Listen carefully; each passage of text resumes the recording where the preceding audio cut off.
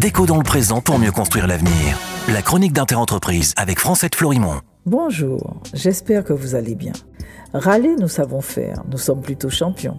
Féliciter, nous savons faire aussi, surtout quand les nouvelles sont bonnes. Vous vous souvenez, à la fin de la semaine dernière, nous avions entamé une explication de texte avec la compagnie maritime CMA-CGM, pas contente d'un article paru à son sujet dans le numéro de juin-juillet d'Interentreprise, dont je vous avais conté la saga voilà 15 jours sur nos ondes.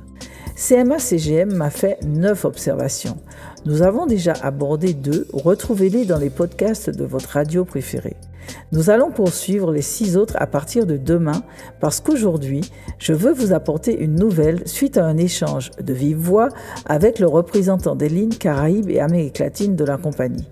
Il m'a appris que CMA-CGM est prêt à enlever le coût du fret sur des familles de produits de première nécessité expédiés vers la Martinique, la Guadeloupe et la Guyane. Oui, vous avez bien entendu, la compagnie nationale entendrait enfin qu'il y a un problème de vie chère dans ces territoires et que le coût du fret y est pour quelque chose.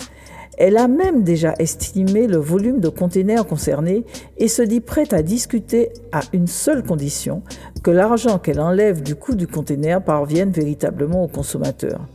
Qui peut lui donner tort ? Nous avons vu des choses bizarres se mettre en place en 2009 avec le bouclier qualité-prix.